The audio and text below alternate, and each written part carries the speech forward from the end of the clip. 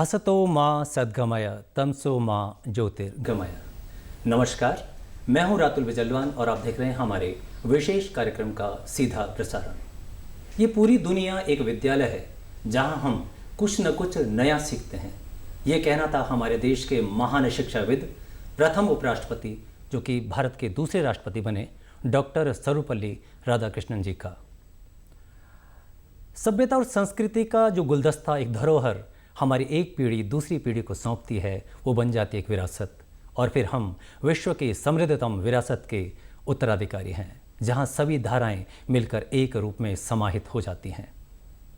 हमारा देश परंपराओं की थाती है और यहाँ पर गुरु शिष्य परंपरा उतनी ही प्राचीन है जितनी कि हमारी संस्कृति। पहले शिक्षा गुरुकुलों में दी जाती थी, जहाँ पर शिष्य गुरु के सानिध्य में रहकर पूरा समय समर्पण लगन के साथ अन्य विषयों के अलावा नैतिक शिक्षा और व्यावहारिक शिक्षा भी ग्रहण करते थे। गुरु ही उनके लिए सब कुछ थे। गुरु भी अपने शिष्य के कल्याण को ही सर्वोपरि समझते थे। समय बदलता गया, आसपास के वातावरण, बदलती परिस्थितियों का दोनों पर प्रभाव पड़ना स्वाभाविक ही था। और फिर संचार क्रांति के बाद गुरु संसाधक की भूमिका में अधिक रह गए हैं। किंतु कोई भी परिवर्तन आए, कोई भी चुनौती आए, गुरु और शिष्य का संबंध बदल नहीं सकता। और फिर चुनौती हो, परिवर्तन हो, जब हम इनसे उबर कर निखर कर सामने आते हैं, तभी हमें पता चलता है कि हमारा वजूद क्या है, हम कितने प्रभावशाली हैं। बदलती परिस्थितियों में किस प्रकार से हम सामंजस्य बिठाएं, क्या हैं चुनौतियां और क्या होनी चाहिए जिम्मेदारियां, जानकारी के लिए शामिल होते हैं चर्चा में। हमारे साथ हैं सर्वेश्वर पंत्री जी, प्रवक्ता अर्थशास्त्र, अटल उत्कृष्ट विद्यालय, राजकीय इंटर कॉलेज दूधली। हमारी दूसरी मेहमान हैं श्रीमती अंजू मेहंदेरत्ता, सहायक अध्यापिका, अपर प्राइमरी तेलपुरा भवन, जिला हरिद्वार। आप दोनों का ही कार्यक्रम में स्वागत है। पंत्री जी, सबसे पहले हम बात करते हैं राष्ट्रीय चरित्र की, राष्ट्र निर्माण की। और राष्ट्र निर्माण के लिए, चरित्र के लिए हमें अपनी जिम्मेदारियों का एहसास होना चाहिए, चाहे वो अपने लिए हो, समाज के लिए हो, माता पिता के लिए हो। तो उसके लिए आप क्या प्रयास बच्चों को प्रोत्साहित करने के लिए करते हैं? देखिए, किसी भी राष्ट्रीय निर्माण के लिए हम जो है बच्चे के अंदर सबसे पहले जो नैतिक मूल्य हैं, नैतिक मूल्यों का ज्ञान बहुत ज़रूरी है। जब बच्चे के अंदर नैतिक मूल्य होंगे तो उसको राष्ट्रीयता की भावना जागृत होगी। और राष्ट्र निर्माण के लिए सबसे महत्वपूर्ण जो चीज़ है, अनुशासन में रहना बच्चों का, और अपने पारिवारिक मूल्यों को, सामाजिक मूल्यों को और राष्ट्रीय मूल्यों को जानना। तो इसके लिए हम विशेषतः विद्यालयों में बच्चों को नैतिक मूल्यों की शिक्षा देते हैं।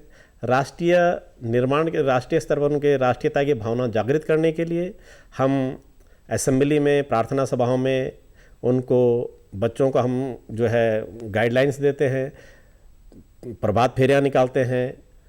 उसके अलावा जो हमारे महापुरुष हैं, चाहे स्वतंत्रता संग्राम सेनानी हैं, चाहे जो हमारे सैनिक लोग हैं, सैनिक जो शहीद हुए हैं, उनके प्रति हम उनको रैलियाँ निकालते हैं, जन जागरण रैली निकालते हैं, और कला प्रतियोगिता कराते हैं, भाषण प्रतियोगिता कराते हैं, वाद विवाद प्रतियोगिता कराते हैं। तो इस प्रकार से बच्चों के अंदर अपने पूर्वजों के जो पुराने पूर्वज हैं उनके प्रति एक भावना की जागृत होती है, और हमेशा जो है राष्ट्र की भावना उनके अंदर बनी रहती है।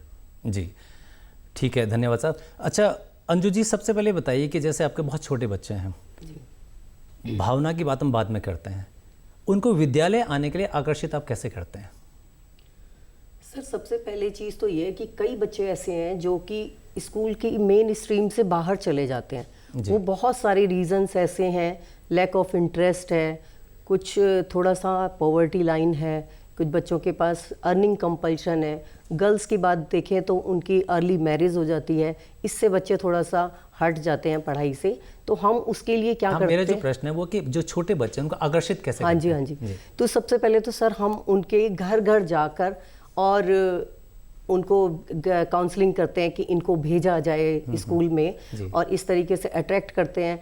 और दूसरा मेन क्या होता है सर, हम लोगों के स्कूल में जो मल्टीटास्किंग काम चल रहा है, कोई हमारी एक्टिविटी हो रही है, वो पूरे गांव में हमारी फैलती है। सारे बच्चे घर जाकर अपनी मम्मी को, अपने गार्जियंस को, अपने पड़ोसियों को बताते हैं कि आज हमारे स्कूल में ये हुआ। तो बच्चे हमको बता रहे होते हैं और बच्चे एक दूसरे से को बोल बोल के अट्रैक्ट होते हैं और इस तरीके से भी बच्चे हमारे स्कूल में आते हैं। कुछ एक उत्सव आप मनाते हैं उसमें ना? जी, प्रवेशोत्सव मनाते हैं हम लोग। जब हमारा सेशन शुरू होता है तो हमारे शासन के द्वारा ही एक प्रोग्राम होता है जिसे प्रवेशोत्सव बोलते हैं। ये पूरा मंथ ही एक तरीके का बहुत बड़ा उत्सव मनाया जाता है और हर साल हमको ये कहा जाता है कि आप बहुत से ज़्यादा बच्चों का प्रवेश करें और ब्लॉक लेवल में जिस स्कूल को सबसे ज़्यादा बच्चे पंजीकृत करेंगे उनको वो अवार्ड देते हैं। इस साल तो 10,000 की राशि थी कि वो स्कूल को दी जाएगी। तो इस तरीके से वो स्कूल भी पुरस्कृत होता है और बच्चे भी इनरोल होते हैं। जी, पांथी जी, आपसे मेरा प्रश्न ये है कि हम उत्तराखंड की बात करते हैं, हमारा एक ग्रामीण प्रदेश है जी। हमारे हम परंपराएं, चाहे वो संगीत की हो, नृत्य की हो, बल्कि जब हम छोटे थे, जब गांव जाते थे छोटे में, तो हमारे दादाजी उससे रस्सी बुनते थे, हम उनको बढ़ते थे। कहीं कताई बुनाई का था, इसी तरह से वाद्य यंत्रों को बजाने का था। तो इस तरह की जो चीज़ें हैं उनको मुख्य धारा में लाने के लिए इन बच्चों को किस प्रकार से प्रोत्साहित करते हैं? सबसे पहली बात तो यह है कि जब बच्चा अपनी संस्कृति से नहीं जुड़ा रहेगा और जब हमारे नौनिहाल हमारे पास आते हैं, यदि उनका हमारी अपनी सांस्कृतिक विरासत का ज्ञान नहीं होगा तो धीरे धीरे वो संस्कृति लुप्त हो जाती है और संस्कृति लुप्त होने के कारण राष्ट्रीयता भी खतरा आता है। तो इसलिए हम विद्यालय स्तर पर जन जागरण रैलियाँ निकालते हैं, अवेयरनेस बच्चों का अवेयर करते हैं और इसके अलावा हम विशेष अवसरों पर जी उनके पेरेंट्स को इन्वॉल्व करते हैं। उसमें प्रोग्राम जो विद्यालय स्तर पर किए लगभग हर महीने होते हैं। प्रतिभा दिवस में भी हम पेरेंट्स को इन्वॉल्व करते हैं। बच्चों के जो हमारे जो परंपरागत संसाधन हैं, जैसे हमारे जो है जड़ी बूटियों का, जो हमारे उत्तराखंड में बहुत जड़ी बूटियाँ पाई जाती हैं जी, तो हम उनकी जानकारी भी जो है बच्चों को देते हैं और लिखवा कर उनको नोट भी कराते हैं ताकि वो अपने गार्जियंस को बता सके उसके बारे में। उसके अलावा वाद्य यंत्र हैं, वाद्य यंत्रों की जानकारी हम देते हैं और अब लगभग सर्व शिक्षा अभियान के अंतर्गत कई विद्यालयों में संगीत शिक्षक भी हैं, वो उनको उनकी जानकारी देते हैं। कला प्रतियोगिता में जो हमारे ऐपण वगैरह इत्यादि इस प्रकार की वो होते हैं, उनके भी बच्चों को हम सिखाते हैं। उसके अलावा विभिन्न प्रकार के, जैसे हमारे पहाड़ की जहाँ तक बात करूँ मैं, वहाँ पे दोना पत्तल बनाने की जो परंपराएं हैं तो उसमें सफाई भी रहती है। बच्चों को समझाते हैं हम कि भाई इसमें कि खाना है उसमें और उसको फेंकना है उसके बाद, और उससे प्राकृतिक नुकसान भी नहीं होता है। केमिकल उसमें पत्ते हैं, वो तो जैविक खाद बन जाती है। तो उस पर हम बच्चों को पूरी ये जानकारी देते हैं। उसके बाद लोक नृत्य हैं, लोक नृत्य भी रोजगार परक हो सकता है। लोक संगीत, लोक गायन एक रोजगार परक बन जाता है, तो बच्चों के इसमें जागृति उत्पन्न करते हैं। जब अपने वातावरण से बच्चा जुड़ेगा, हाँ जी, और उनके बारे में जानेगा तो वो पुनर्जीवित हो जाएंगे। हाँ जी, जब बच्चा, मेरा कहना है भाई यही कि संस्कृति का लोप नहीं होना चाहिए। बच्चों को हमें अपनी उसकी संस्कृति से जोड़ना बहुत आवश्यक है। यदि देश को बचाना है तो हर कोने में जो हमारी भारत के अलग अलग जो हमारी संस्कृतियां हैं, अलग अलग प्रांतों की जो संस्कृतियां हैं, हर प्रांत में इस तरह के कार्यक्रम होते हैं और इस सर्व शिक्षा अभियान में इस कार्यक्रम हो रहे हैं। जी, अंजू, आपके सामने एक चीज़ आपने देखा होगा कि बच्चे बीच में विद्यालय छोड़ देते हैं जी, और चाहे वो किसी भी कारण बहुत सारे हो सकते हैं। जी। तो इसके लिए क्या योजना आपके पास है? आप क्या करते हो, अपने स्तर पे क्या कर रहे हो? ड्रॉप आउट बच्चे जो मेन स्ट्रीम से हट जाते हैं उनके लिए सबसे पहले तो हम ये करते हैं कि वो बच्चे किस तरीके से आएँ, उसके लिए हम उनके घर जाकर सर्वेक्षण करते हैं, उनकी काउंसलिंग करते हैं और उनके जो पेरेंट्स जो इस शिक्षा के महत्व को समझ नहीं रहे हैं उनको हम अवेयर करते हैं कि शिक्षा ही सब कुछ है। आगे जाकर इन बच्चों के लिए शिक्षा ही इम्पॉर्टेंट है, वहाँ उनको हम अवेयर करते हैं। तो बच्चे नेचुरली कुछ ना कुछ बच्चे तो हमारे आते हैं और वो खुशी हम लोगों के लिए सबसे ज़्यादा होती है कि हमने जो एफर्ट किया और ये बच्चे मेन स्ट्रीम से जुड़े। तो उनको आकर्षित करने के लिए कुछ करते हैं कुछ अलग से कि उनको कुछ फ़ायदा हो जाए स्कूल में आके? स्कूल में सर जो ये हम ये काउंसलिंग करते हैं उसमें हम ये बताते हैं कि हमारे स्कूल में एक तो मिड डे मील स्कीम है, बच्चे को अच्छा नरिशमेंट मिलता है। अब तो क्या हो गया है कि वंस इन अ वीक उनको दूध और फ्रूट भी मिल रहे हैं। लाइब्रेरी है और फ्री टेक्स्ट बुक है, फ्री यूनिफॉर्म है, फ्री स्पोर्ट्स है, ये सारी चीज़ें उनको स्कूल में अवेलेबल होती है। इन सब चीज़ों से हम उन्हें बताते हैं ताकि बच्चे अट्रैक्ट हों। बिल्कुल सही बात है। जब उनको आर्थिक स्तर पर इस तरह की मदद मिलेगी और उनको इस बात की चिंता नहीं रहेगी कि क्या कमाना क्या खाना है, जी, स्कॉलरशिप तो कहीं ना कहीं बच्चे इसमें। जो है जी जी इससे जुड़ेंगे। जी जी। जो हमारी FLN है, जो नई शिक्षा नीति कहती है, जैसे व्यावहारिक ज्ञान है या जैसे कि हमारा बुनियादी भाषा शिक्षा कौशल है, तो इसके विकास के लिए हम क्या कर सकते हैं? जैसे आज भी जैसे किताबी ज्ञान तो बच्चों के पास है, और आज भी हम में से भी कई बार जाते हैं तो अगर हम छोटे कहीं कुछ सामान लेने जाते हैं तो एक बार कुछ हड़बड़ा से जाते हैं कि भाई ये सामान लेना है, कितने का क्या है। तो जो व्यावहारिक ज्ञान बच्चों को देना है उसके लिए क्या किया जा सकता है? लेकिन नई शिक्षा नीति में प्रावधान रखा ही गया है कि क्षेत्रीय भाषाओं का अधिक से अधिक संवर्धन हो।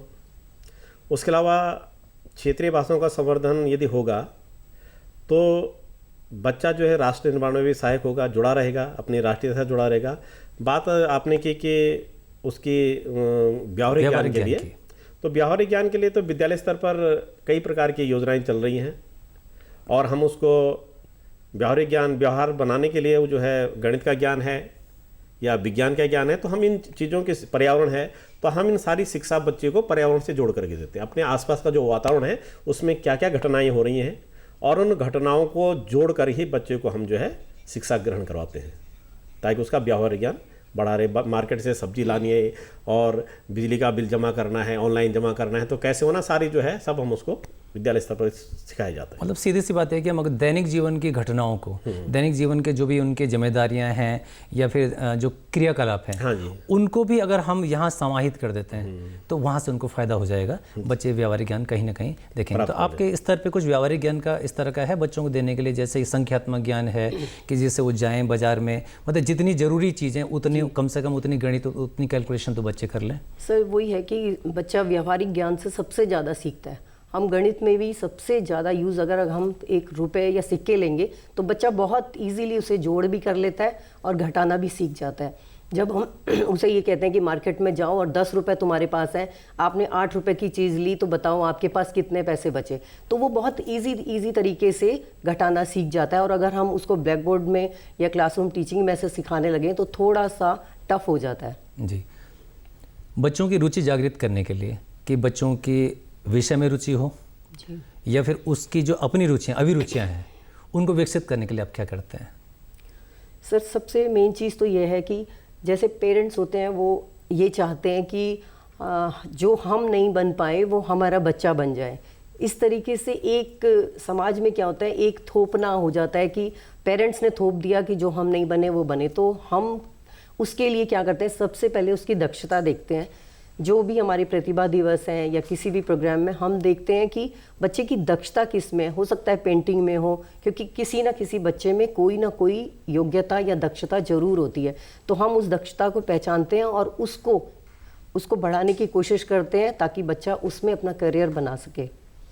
आपके पास जैसे बच्चे हैं, जैसे वहाँ पे जो आपके जो वातावरण है वहाँ पे, जो लोकेलिटी वहाँ पे है, स्थानीय जैसा भी समाज है, जिस तरह की चीज़ें हैं, मेरे कहने का मतलब ये है कि जैसे बहुत छोटी चीज़ें अभिरुचियाँ जगाने के लिए ये तो बड़ी स्तर पे हो जाएंगी। जी जी। कि जैसे हम कुछ जैसे पेंटिंग करते थे, बच्चे कुछ बनाते, तो आपके कुछ खास इस तरह कुछ है वहाँ पे? सर इस तरीके का बस हम अपने इसमें मिट्टी के वो होते थे और सर मिट्टी के तो ये हम लोग एग्जामिनेशन में भी लास्ट में हम लेते हैं। और बीच बीच में इनके प्रतिभा दिवस है ये सैटरडे में, ये मिट्टी मॉडल जो क्ले मॉडल है, ये इस तरीके की चीज़ें हम बनवाते हैं, उनसे चार्ट बनवाते हैं। इस तरीके की कोई ना कोई अभिरुचि उनकी ये होती है कि जैसे उनसे पूछते हैं, जैसे लड़कियां हैं उनको शौक है, उनको सर मेहंदी भी करवाते हैं हम लोग, क्योंकि जहाँ मैं हूँ वहाँ मुस्लिम बाहुल्य क्षेत्र है। तो वहाँ पर क्या है कि मेहंदी का बच्चों को बहुत क्रेज़ है और बहुत सुंदर वो मेहंदी लगाते भी हैं। तो उसमें ही हम उनको थोड़ा सोचते हैं कि बच्चे इसमें इम्प्रोवाइज़ कर लें। उससे एक तो रुचि भी जागृत होगी और आगे वो सोच भी सकेंगे अपने आगे क्या कर सकते हैं। जो नवाचार कौशल है मंत्री जी, उसके लिए हम क्या कर सकते हैं? आप क्या कर रहे हैं अपने स्तर पे? नवाचार तो एक बहुत व्यापक शब्द है जी, और नवाचार के लिए हमें सबसे पहले शिक्षण कार्य में नवाचार लाने के लिए हमें बच्चे की अभिरुचियों को जागृत करना होगा। बच्चे की क्या अभिरुचियां हैं, क्योंकि बच्चा तो हमारे पास ऐसा है कि हम उसकी अभिरुचियों को जितना जागृत कर सकें, उसके अंदर अथाह भंडार है और उस भंडार को संवर्धन करना हमारा दायित्व है।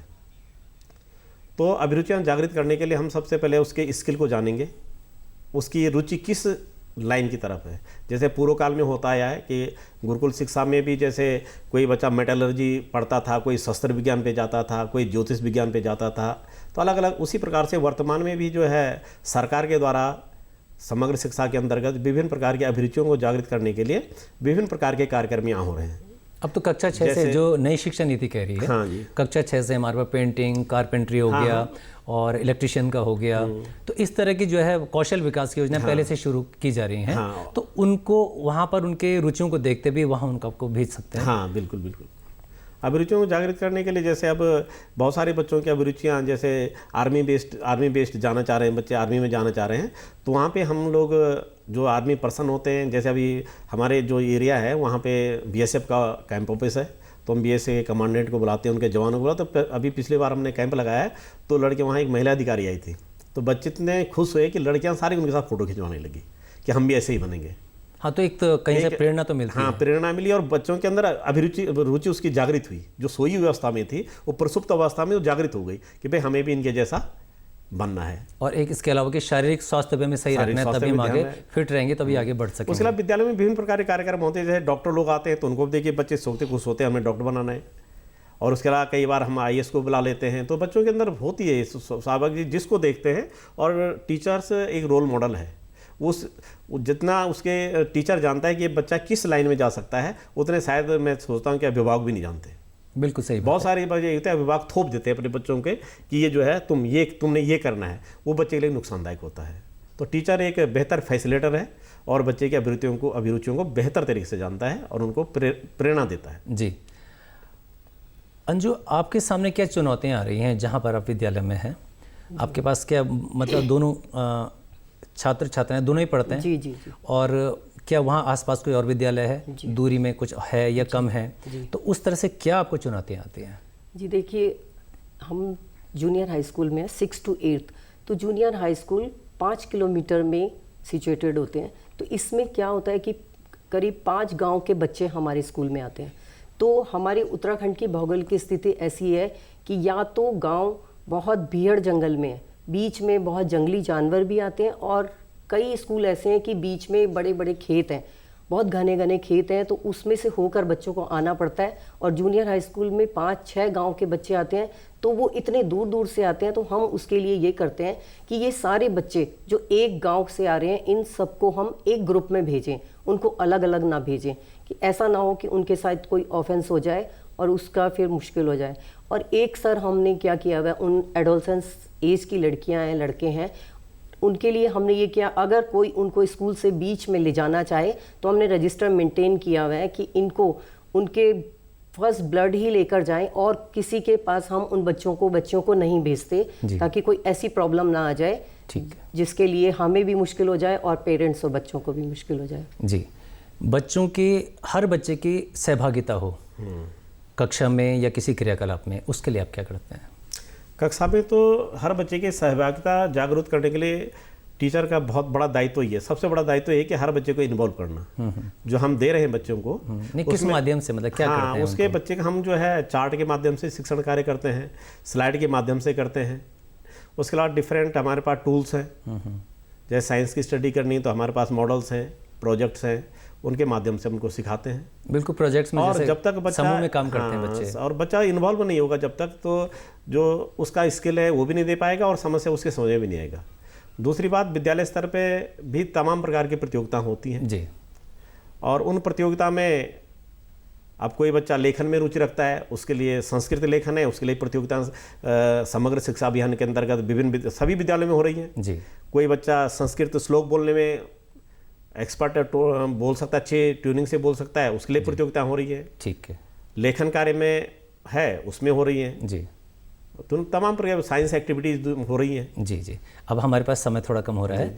अंजू जी बताइए कि जैसे प्रारंभिक स्तर पर जैसे बाल वाटिका, इसके लिए क्या कार्यक्रम चलाए जा रहे हैं? सर, जैसे नई शिक्षा नीति में जो हमारे एग्जिस्टिंग एकेडमिक स्ट्रक्चर है उसमें 10+2 यानी हम लोगों की 12 ईयर की हमारी एकेडमिक स्ट्रक्चर था।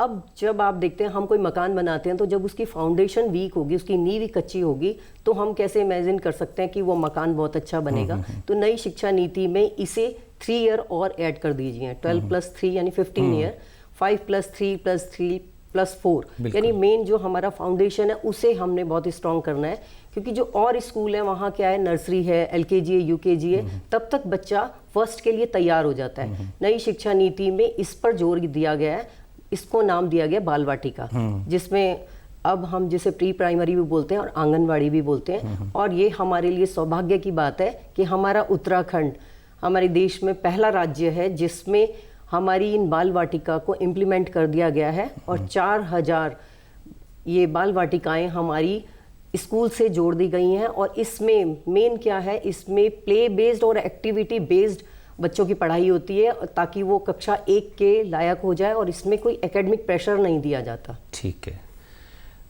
आज सबसे बड़ी समस्या आपके पास आते हैं किशोर वय के बच्चे आते हैं, तो शारीरिक और मानसिक रूप से वो कैसे मजबूत हो जाएं? क्योंकि देखा गया कि बच्चे तरक्की करते हैं, अपनी मंजिल भी पा लेते हैं, लेकिन विपरीत परिस्थितियों में एकदम से बिखर जाते हैं। उसके लिए आप क्या करते हैं? ये है कि शारीरिक और मानसिक स्वास्थ्य के विकास के लिए हम बच्चों को कक्षा शिक्षण में भी पर्याप्त एक वादन लगता है, पीरियड लगता है उसका, और उसमें महिला शिक्षिका भी होती है और जेंट्स भी होते हैं। तो वहाँ पे बच्चों के जो किशोर अवस्था में होने वाले शारीरिक परिवर्तन हैं, उन परिवर्तनों के बारे में जानकारी दी जाती है। उसके अलावा ताकि बच्चे अवेयर रहें अपनी सफाई के प्रति, अपनी जो मतलब उनके अंदर एक हतोत्साह की भावना ना आए। उसके अलावा कोर्स में भी ये चीज़ें उपलब्ध हैं, किशोर अवस्था में होने वाले परिवर्तन, पूरे परामर्श आप उनको दिलाते हैं। हाँ। काउंसलर की मदद लेते हैं। काउंसलर के अलावा भारत सरकार में जो है, उत्तराखंड सरकार में जो हमारा स्वास्थ्य विभाग है, इसकी टीम लगभग साल में 2 बार हमारे माध्यमिक विद्यालयों में आते हैं, और उसमें महिला डॉक्टर होती हैं और जेंट्स डॉक्टर भी होते हैं, और एक मनोवैज्ञानिक भी उनके साथ होते हैं, तो आके उनकी काउंसलिंग करते हैं। ठीक है। और ये सरकार का बहुत अच्छा प्रयास है, मैं सराहना करता हूँ। जी अंजू, विद्या सेतु जो ऐप है, विद्या सेतु है क्या? सर, विद्या सेतु क्या है, जो हमारा कोविड का पीरियड था 2020 और 2021 का, जो हमारा पेंडेमिक टाइम था, इसमें हम सब ने तो बहुत ट्रबल्सम हम रह ही रहे, पर सबसे ज़्यादा सफ़रर रहे हमारे बच्चे। जो आप ये सोचिए कि जो बच्चा 3rd में था वो एकदम 6 में आ गया, क्या हम सोच सकते हैं कि उसका लर्निंग आउटकम पूरा हुआ होगा? तो ये विद्या सेतु एक रीअरेंज किया गया, पुनर्निर्माण किया गया पाठ्यक्रम का। ये इसकी पूरी टीचर्स को ट्रेनिंग भी दे दी गई है, और ये रीअरेंज किया गया जिसमें प्रीवियस क्लास के चैप्टर्स को लिया गया है, वो लर्निंग आउटकम बच्चा आ जाए, और कुछ पाठ्यक्रम, कुछ सिलेबस इस जो चल रही है क्लास उससे थोड़े से रिमूव किए गए, ताकि बहुत ज़्यादा एकेडमिक प्रेशर ना पड़े। जी पांति जी, आपसे मेरे प्रश्न, समय बहुत कम है, समग्र शिक्षा के लिए क्या कर रहे हैं? देखिए, समग्र शिक्षा अभियान जो ये है, पहले ये बेसिक स्तर पर सर्व शिक्षा अभियान के नाम से जाना जाता था, और कक्षा 9-10 में ये राष्ट्रीय माध्यमिक शिक्षा अभियान के नाम से जाना जाता था। लेकिन बाद में सरकार ने इन दोनों को मिला करके एक समग्र शिक्षा अभियान कर दिया, जिसमें कक्षा 1 से लेकर के अब 12वीं तक के छात्र और छात्राएं लाभान्वित होते हैं। इसके अंदर तो विद्यालयों में विभिन्न प्रकार के कार्यक्रम होते हैं, जैसे बालिका प्रोत्साहन योजना में उनको जो है साइकिल दी जाती है, बच्चों को मिड डे मील भी उसी में आ जाता है, और उसके अलावा विभिन्न प्रकार की प्रतियोगिताएँ हैं, जैसे हमारी विज्ञान संबंधी विज्ञान महोत्सव है। विज्ञान महोत्सव में 4-5 प्रकार की प्रतियोगिताएं होती हैं, खेल गतिविधियां होती हैं, पुस्तकालय लगभग हर माध्यमिक विद्यालय में पुस्तकालय जो है ग्रांट आ रही है, पुस्तकालय कक्ष अलग बन गए हैं, कला कक्ष बन गए हैं, शिल्प कक्ष अलग बन गए हैं। तो माध्यमिक जो समग्र शिक्षा अभियान है, उसमें बच्चे की जिस प्रकार की भी रुचियाँ हैं, उनके संवर्धन के लिए तमाम प्रकार के संसाधन सरकार ने जुटा दिए हैं। आवश्यकता है कि उनको हम जो है किस प्रकार से बच्चे को दे पाते प्रयोग में लाएं, और सर्वांगीण विकास जिससे बच्चे का बच्चे का सर्वांगीण विकास किस प्रकार से हो सके। जी, तो अध्ययन सामग्री हम आजकल बच्चों के पास सारी है, नेट पे है, ये है, तो आप मतलब जब उनके पास ये है तो उसमें शिक्षक की भूमिका क्या रह जाती है? शिक्षक की भूमिका ये है कि पहले तो वो अपने आप ही देखे, बच्चे को ये ना कहे कि आप इंटरनेट में सर्च करिए, हम ही उसको इस तरीके से गाइड करें, हम ही उसको पढ़ाएं, और हम उस संसाधनों से लाभान्वित हों, और फिर उसके बाद हम बच्चों को टीच करें। ये नहीं कि बच्चे उससे उतार रहे हैं, क्वेश्चन कर रहे हैं, ऐसा नहीं। जी ठीक है। अच्छा, जो व्यावसायिक कौशल है, जो व्यावसायिकता बढ़ाने के लिए बच्चे व्यावसायिक शिक्षा लें, रोजगार परक जो शिक्षा है, उसके लिए क्या करें? जैसे कहा गया कि हमारे एनसीए उसमें भी कहा गया है नई शिक्षा नीति में कि जैसे हमारी भारतीय भाषाएं हैं उनका भी उपयोग किया जाए इसमें। रोजगार परक शिक्षा के लिए बहुत ज़रूरी है कि हम जिस प्रांत में या जिस स्तर पे जिस लोकेलिटी में बच्चा है, उस स्तर के लोग रोजगार को संवर्धन कराना है।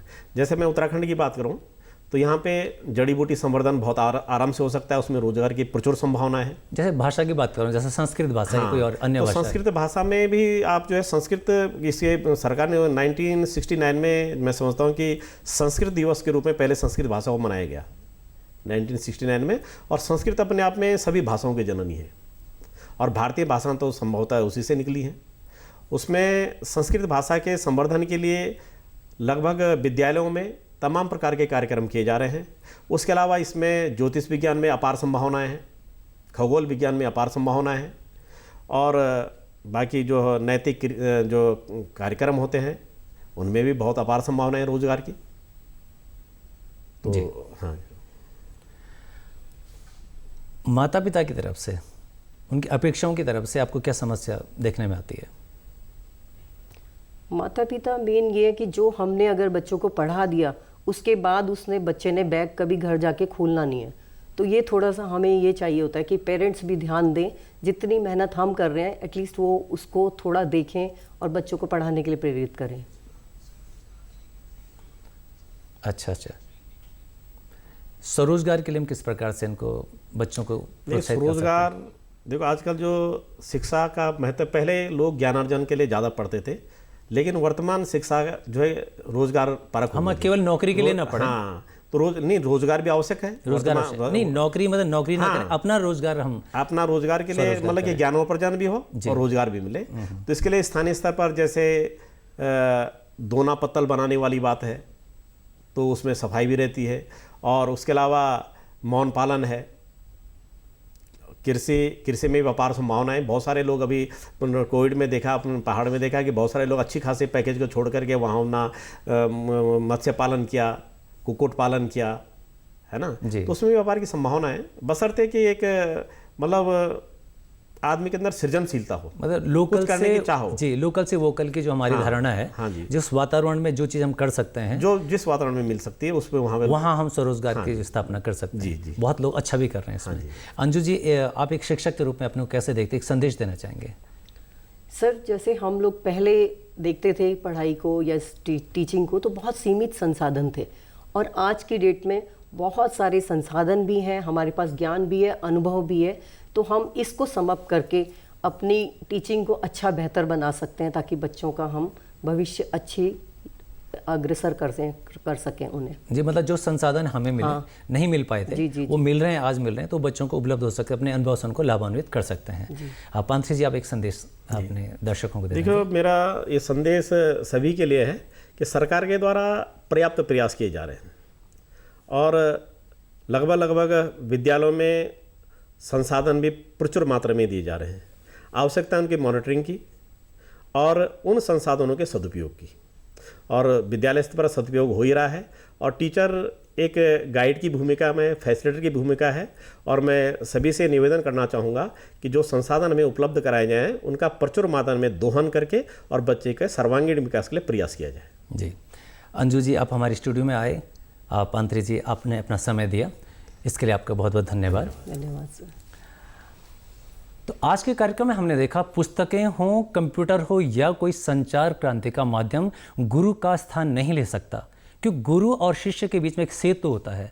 कक्षा में अधिगम का जो वातावरण है उसका कोई सानी नहीं है। शिक्षा का उद्देश्य है सर्वांगीण विकास, चाहे वो नैतिक हो, सामाजिक हो, आर्थिक हो, भावात्मक हो। इसके अलावा परंपराओं को बरकरार रखते हुए नवाचार और शोध को भी इसमें शामिल करना। किंतु ये तभी संभव है जब बच्चे की लालसा हो ज्ञान प्राप्त करने की, और गुरु के प्रति सच्ची श्रद्धा हो। साथ ही गुरु भी अपने शिष्य के प्रति सच्चा लगाव रखे, अन्यथा ये संबंध एक औपचारिकता मात्र रह जाएंगे। तो एक नई सुबह की नई किरण के साथ, आशा के साथ, एक सुखद बदलाव की अपेक्षा में दूरदर्शन की पूरी टीम को दीजिए आज्ञा।